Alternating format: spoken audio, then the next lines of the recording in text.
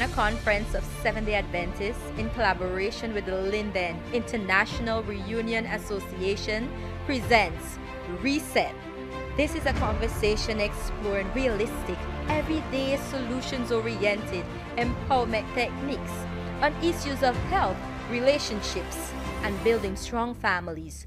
Join us and be part of this innovative, instructive, and inspirational initiative, which will provide the exact ideas you need to reset your life.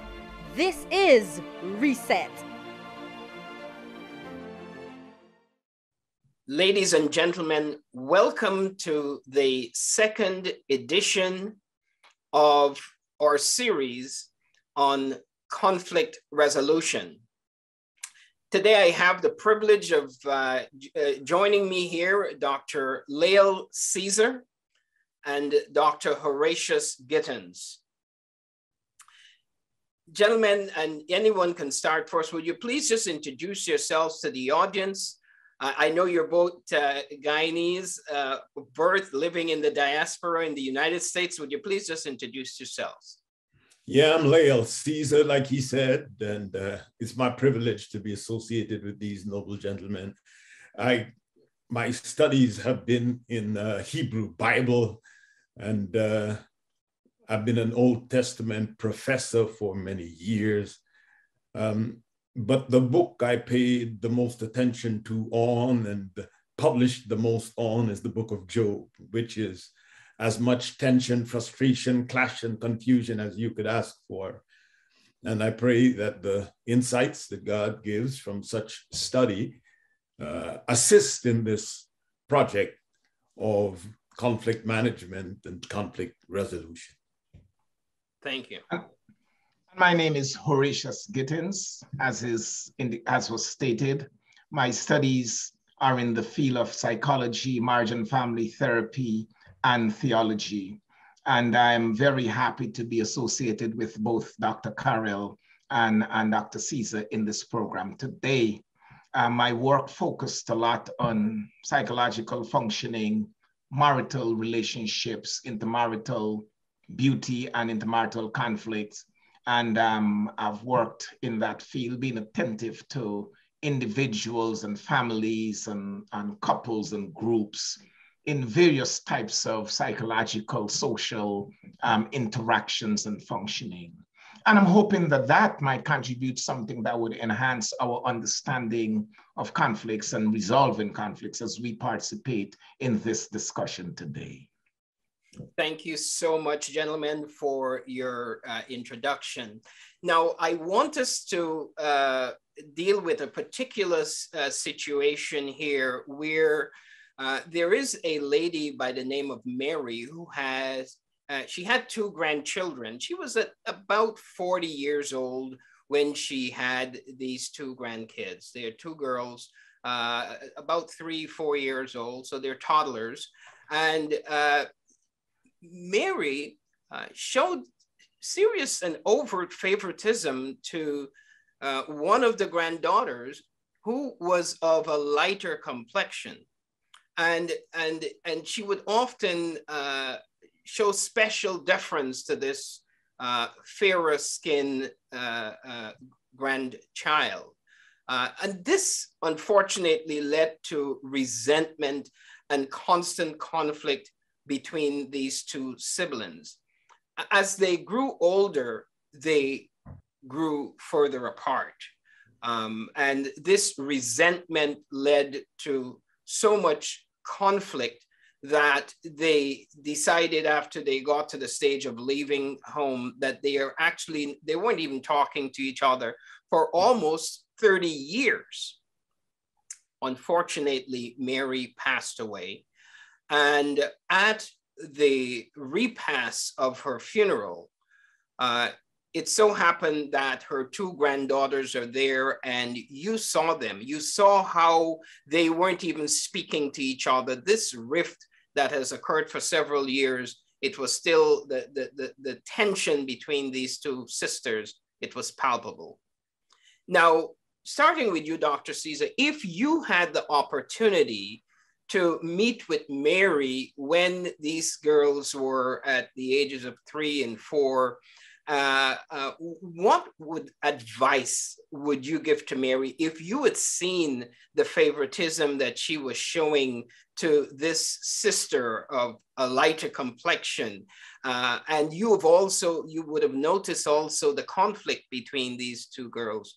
What advice would you give to Mary? I think the first thing I would do was ask Mary a question.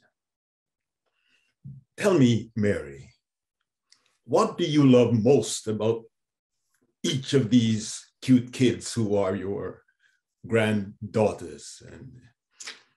And a lot of what they do reminds you of yourself. You know, living in Mexico, I worked at university in Mexico for 4.5 years, and I learned something that I kind of didn't know before. You know, it happens in Guyana too, but it just got reinforced after I left Guyana and ended up living in Mexico. And what happens in Mexico is that folks openly declare their preferences for one or other of their kids. You know, she's a cute little girl and she does stuff and the other one isn't allowed to do. Yeah, the other one's got to be strict. And they call her la consentida. She's the pampered one. She's the spoiled one. You know, in Guyana, the mothers would say, you see this one here? He bad. And she's hugging him up and rubbing his head and affirming him all the time, but he bad. And the others long for some of that same affection. And too often, what happens is that we pamper and affirm the one with his bad ways, and he may grow up to be stubborn and rude and disrespectful of authority and disobedient to people here because we taught him what we didn't teach the other. On the other hand, the girl who is not affirmed keeps looking at. I've been told by the psychologist that kids, your kids are now more conscious and aware of life than you are as their grandmother. And they pick up stuff even if you think they don't notice it. And it affects them. It affects them in ways that Dr. Gittins can say more about. Dr. Gittins, tell us more from the perspective of the specialist about the impact of favoritism on Mary's two kids. Well, that's interesting. Also, it's interesting that you call me a specialist. I like that kind of term, but sometimes it's not as useful. But what you're onto there might reflect something I'm just trying to deduce from this, from the questioner here. It sounds as if the two children, one is darker than the other. And that goes to something that sometimes we refer to as a reflection of some aspect of what we might call, in the broader discussion, race.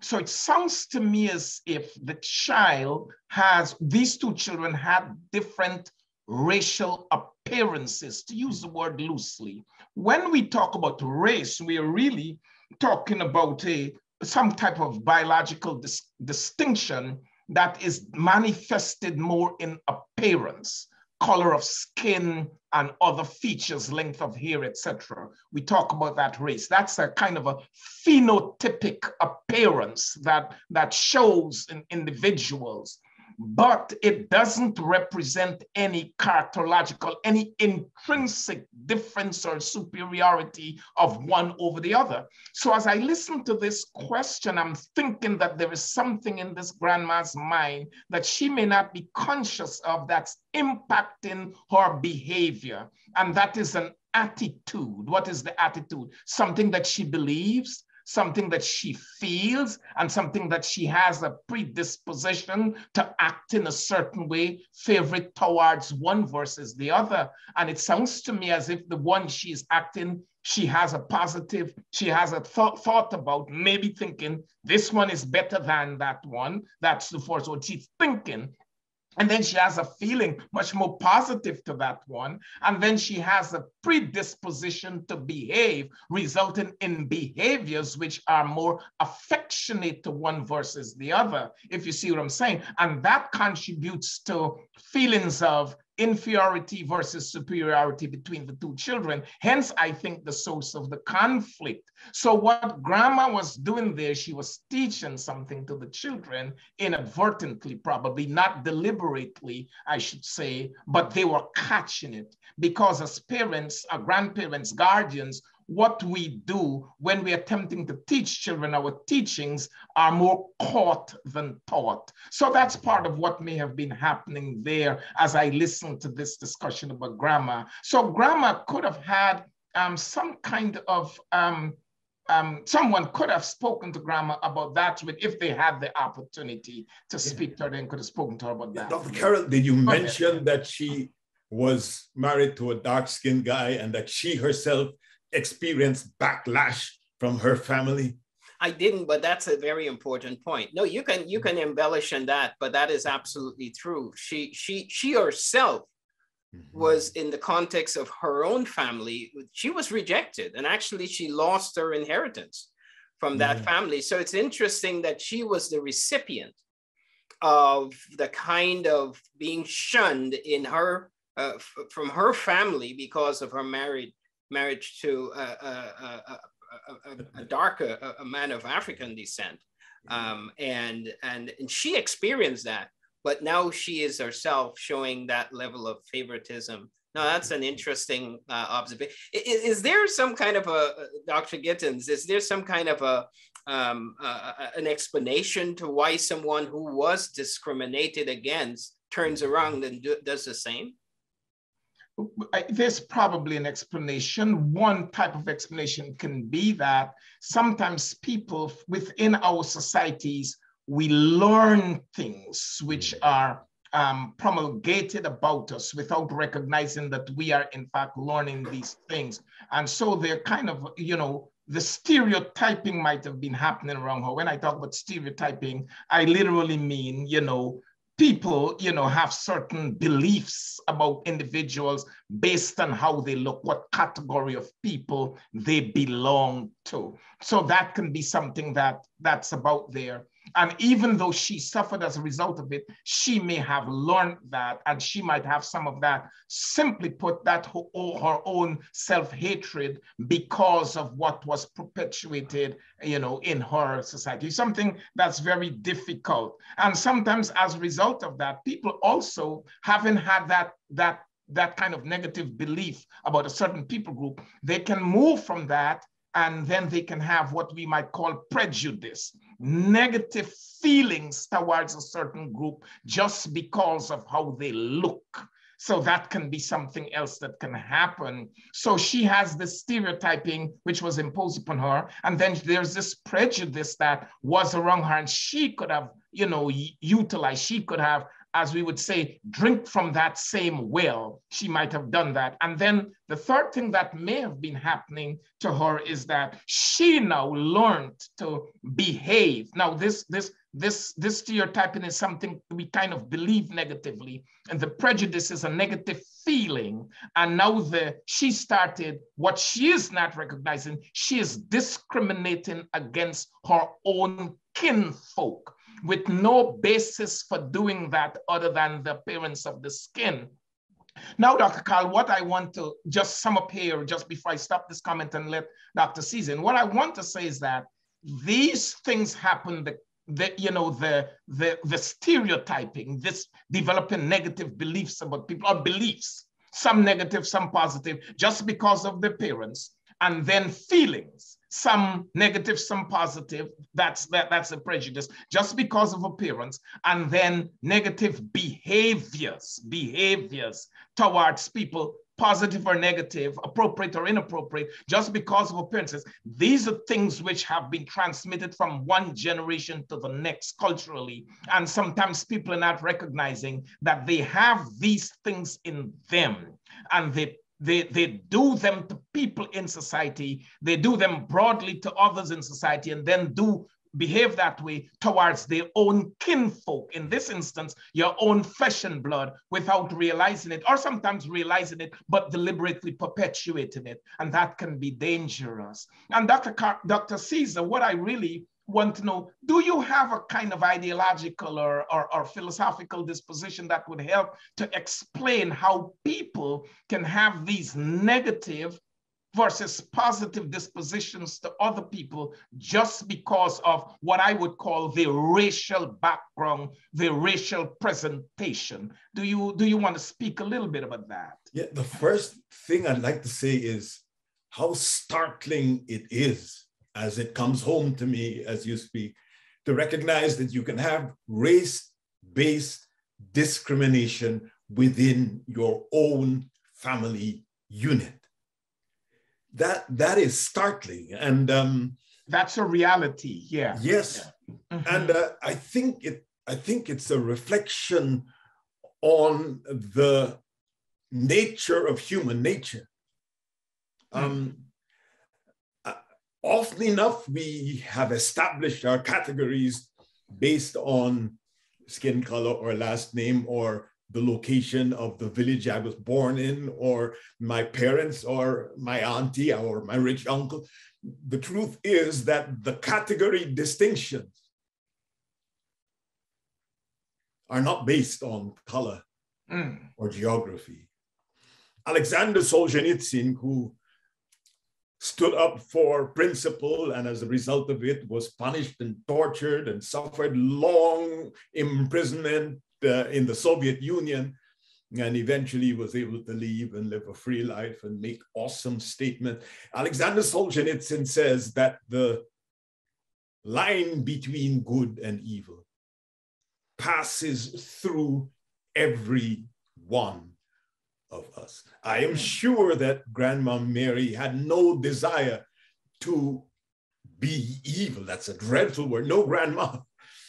Or do anything evil to her grandkids. But what she actually was doing was developing a spirit of jealousy and bitterness on the part of one of her grandkids, and own-wayness and disrespect on the part of the other. And I know the question began with a proposal. It was Dr. Carroll's question was positive. What could we do? And if I had to talk to Mary now, I think I would like to ask her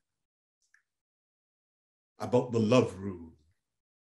And if she'd like to apply the love rule to her relationships with her grandkids, because the love rule does a great job of keeping a family together.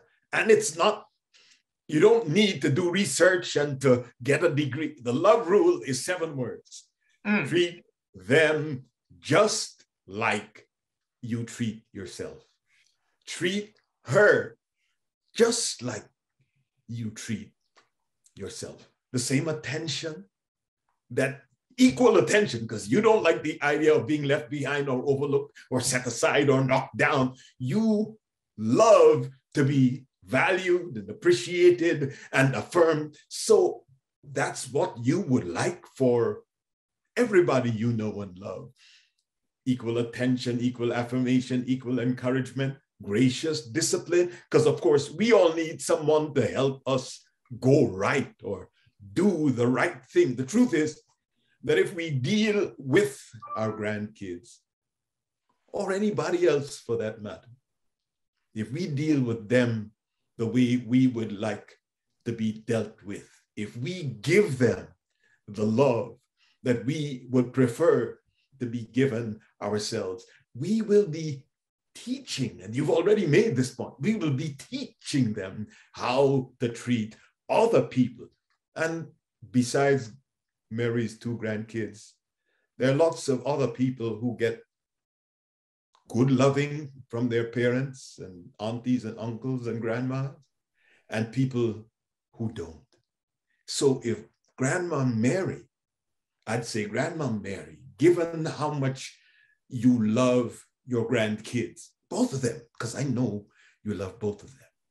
If you were to give them both the love rule, treat them just like you treat yourself. Treat them just as you treat yourself. They will revel in your smile. They will revel in your hug. They will revel in the nice gift of warm favor that you will give them. And it will have astonishing relationships to them academically, cerebrally, emotionally, stability in ways that we ourselves can't imagine. You wanted to say more? Yeah. Let me just shift because of let's shift and twist this a little more. Okay.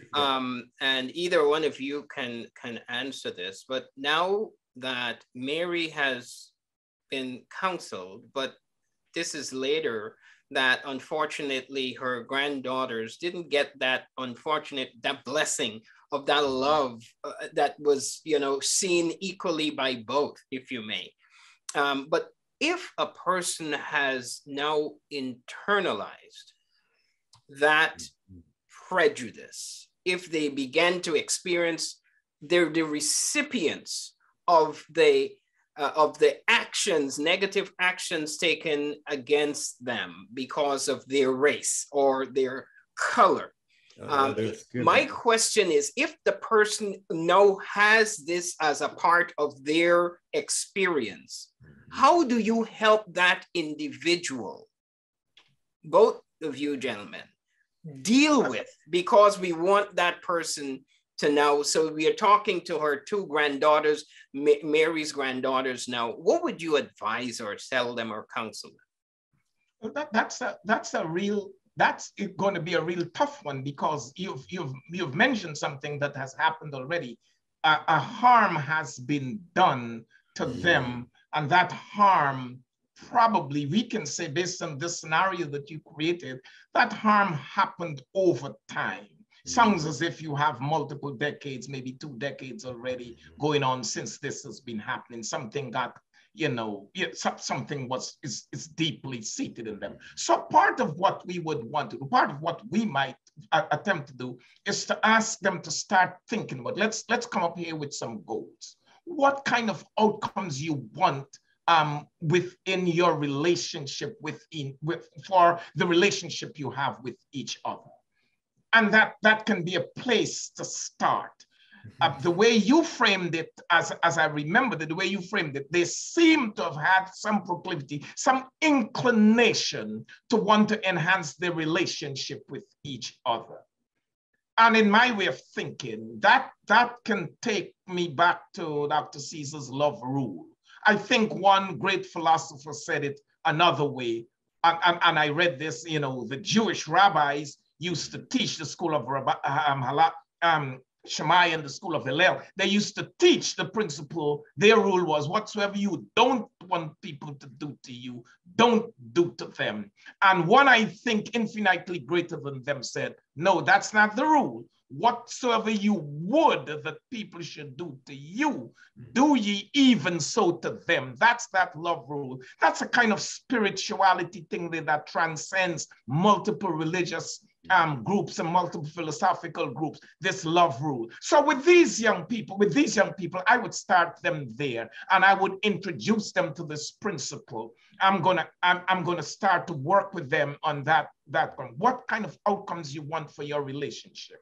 And I'm going to start to build, I'm going to see how I can start to build on this whole principle of loving each other, seeing how you can have some kind of development of a new quality relationship with each other. The other thing you have that is difficult there is to have the unlearning of that which was negative and the relearning of that which is positive. And here we start to look at the intrinsic value of you as a human being. Whoever's feeling that And one of the things we might suspect here, some one of them, or maybe both of them, has a lower self-esteem than they should have, a negative view of themselves. So now we're trying to retrace, we're trying to fix that by reteaching something else. You are infinitely and intrinsically valuable as a human being. It had nothing to do with the color of your skin. It had nothing to do with the length of your hair. It had nothing to do with any of those things about how you look. It had something to do with how you were created as a valued, infinitely valuable person. So that can be a place we can start. The intrinsic value of the human being. And by the way, that's part of what is being eroded in societies when we teach these negative things over time culturally. Sometimes people have imbibed, dispositions, negative dispositions that they just got handed over to them from one generation to the next without stopping to be critical about how this came about. And Dr. Caesar can also speak to this, man. Where do some of these things come from? Is there some root cause for these negative feelings, this deliberate disposition towards hostility to other people because of how you look? Mm-hmm. I don't know if you want to speak a little bit to that. I would first, once I've expressed my condolences at their loss, I would want to congratulate Mary's daughters. I don't know what their names are, Elizabeth and Desiree. You can make names. That would work. Okay, Liz and Desiree. I would congratulate them because despite the fact that they have been apart for so long, there is something in their hearts of love for each other because both of them wish this thing could be fixed. And I think that moving on from there, the best thing I could do for Liz and Desiree is just what I would have tried to do with Grandma Mary. There's a precious line. I'm back on love because love is great. Being loved and loving is wonderful. And I read this line from a man who came to be known as the Apostle of Love. This goes way back, but the Apostle of Love was writing a note to a friend of his named Gaius. Gaius. This is not the fictitious friend. Neither is the apostle a fictitious. The apostle is a real man. When we say, oh, long ago and far away. No, this is not a fairy tale. The apostle of love, his name was John, and his friend's name was Gaius. And John wrote to Gaius and said, you know what, beloved friend? You know what I wish for you more than anything else is that your body be sound and your soul be safe. There are official translations of those words, and here is one of them. And it says, dear friend, I know that you are spiritually well. I pray that you're doing well in every other way and that you're healthy. I think what John is saying to Gaius that would benefit Desiree and Liz. What John is saying to you, Liz, you all have very different gifts. You've got different temperaments. And you're through with high school and college, but you have different hopes and dreams. And what Grandma Mary could have done for you, what you wish she had done for you, still can be your experience. It isn't too late, although at least 2 decades have passed and you're into your 3rd decade. It isn't too late for you to think of that line from John, the Apostle of Love. I want you to be spiritually sound, and I want you to be physically healthy. You see, the point is, the nexus between the physical and the spiritual has not always been acknowledged as it should be. Now people will tell you 90% of human afflictions and medical complaints are psychosomatic. A lot of what's been a challenge in your life, Desiree, and in your experience, Liz, is stuff that would go away if we could get this straight. If you would realize that a security in your spirit and contentment emotionally and soundness physically, if you would realize that they are all so inextricably intertwined, you would be willing to continue this effort to be reconciled. You would find it as you think, you know, it will help me. I'm not helping anybody by being bitter against them. The bitterness is killing me. I want to give it up and I want to take love instead. So reach out to each other. It's the beginning of a better life for both of you. No, that's powerful. I do want us to shift for the last part of our conversation. And if I understand you, Dr. Cesar, I'm hearing you saying to Desiree, listen, that resentment is not good for you. It's not good at all. But also I'm hearing you saying you need to replace it with some, get rid of this, but replace it with love. I think I heard that important point. Now here's a line, very quickly. Yes. I read this today. It's from a book called The Ministry of Healing. And the comment is a comment on that same line from John to Gaius. The comment is that those words, I wish above all things that you prosper and be in health, just like you prosper and are spiritually healthy. Those words are what God desires for every human being. God, the God who is love, wants all of us to be healthy in mind and in spirit. And bitterness can give way to love. And enmity and apathy can give way to friendship. And we will be warm where we were cold. We will be embraced where we were once alone. Thank you so much. The last part of our discussion focuses on the other sister who was experiencing the favoritism, who over time felt she was actually a little better than her sister. And then society started to reinforce that. As she was of fairer complexion, she realized she got the job over in the bank.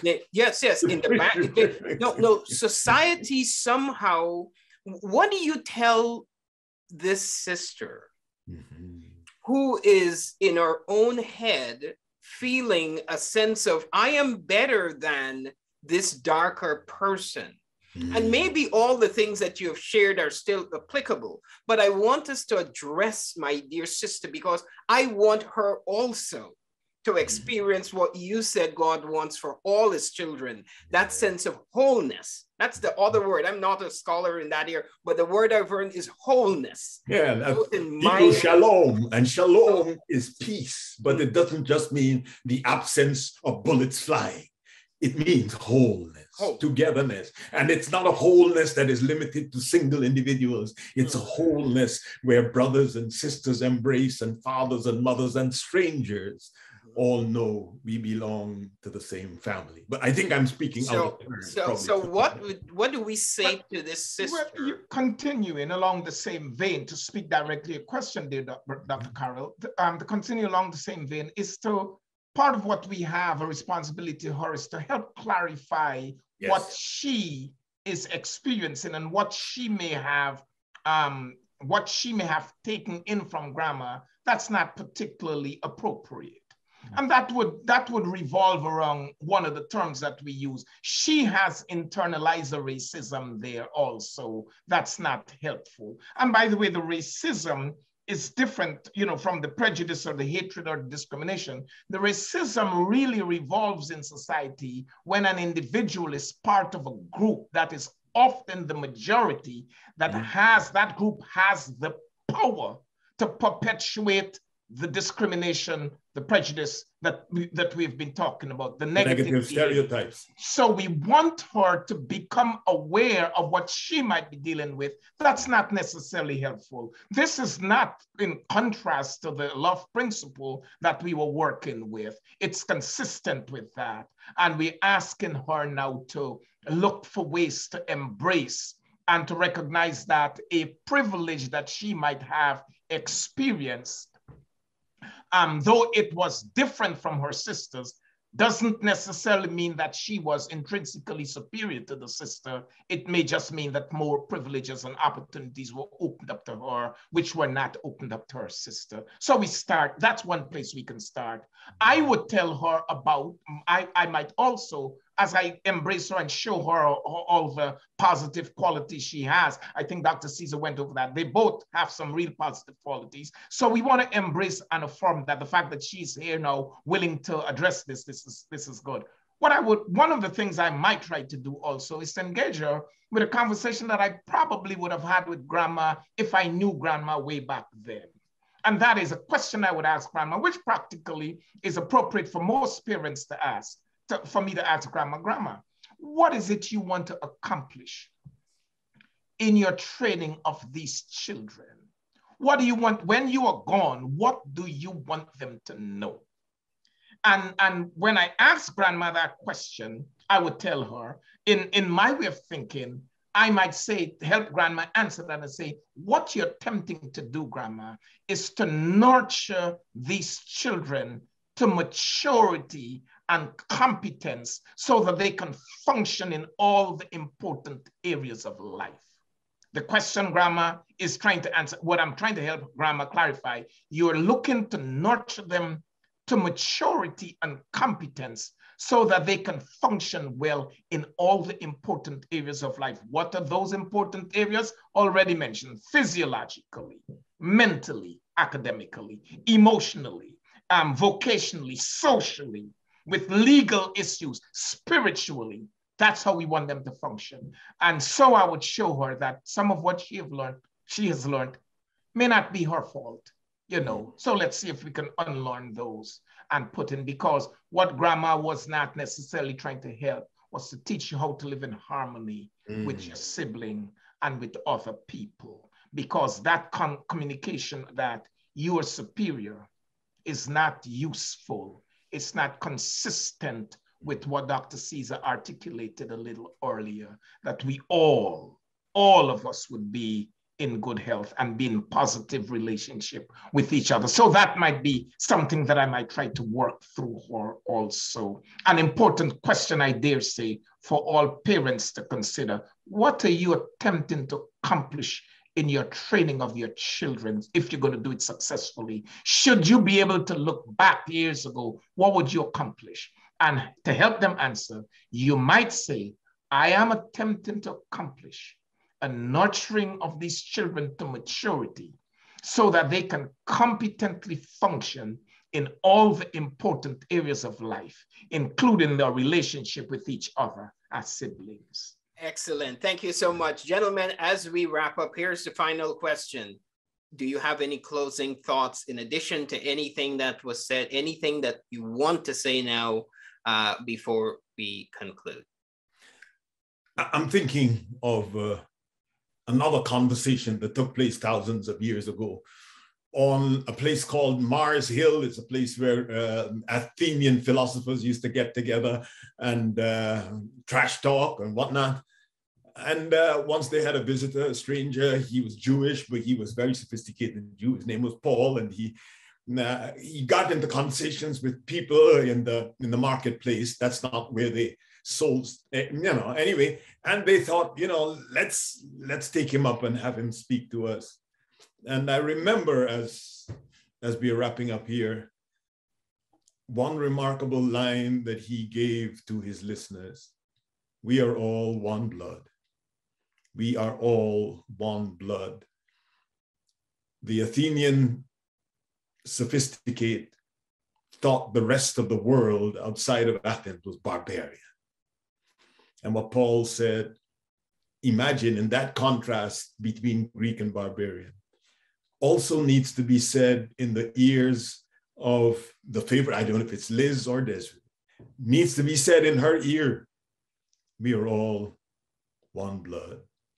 Because if we say it to her, I think it will have an impact that will jolt her.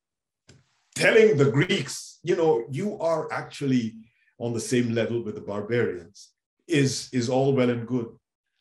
But telling Liz or Desiree, whoever she be, you know, your sister you look down upon, you and your sister are one blood. Let's see if we can live like that.